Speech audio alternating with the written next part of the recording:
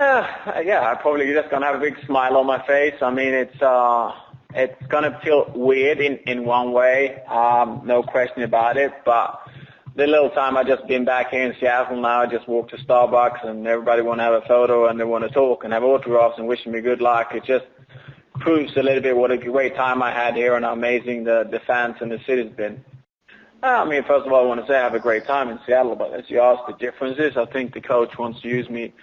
more maybe for, what I can contribute in that department a little bit, and we play maybe a bit more of an offensive game with the ball on the floor, which I really like, and I think, that's a big part of it, and of course I have great teammates like I had in Seattle, and they help me out. It's no question, like I never played on turf before in my life until I got to Seattle, and I think when you look at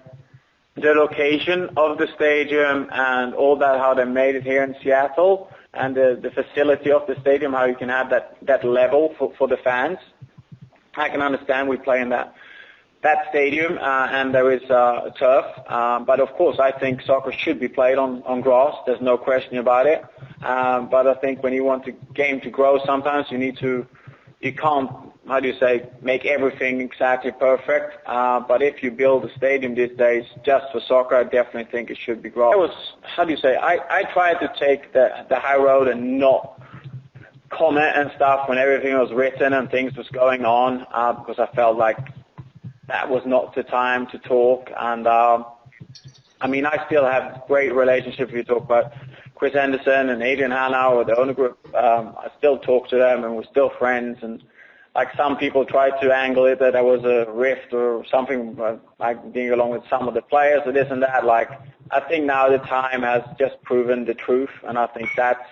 why I didn't want to go out and talk about it, because I feel now I've spoken to some other journalists and stuff, and everybody's like, they heard the truth now, and then I feel so happy I didn't have to comment about anything, and everything is good. I mean, I'm gonna have dinner again with some of my teammates after the game, and it's my old teammates. So I mean, of course, it's an emotional to come back and stuff, but when you change team, it couldn't been better, and in any way, the contact I have with it. It's quite simple, to be honest. What happened was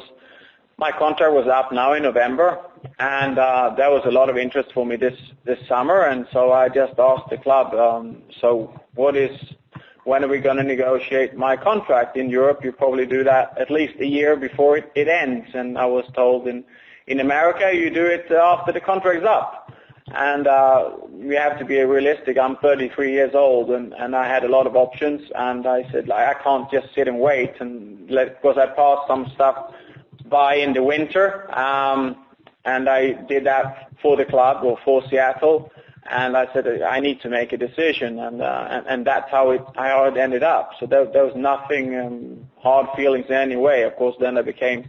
speculations when I told him that, and Siggy didn't let me train with the team. There became a lot of speculation. That's one thing I'll never understand, but that's just part of it, and that's just how it is.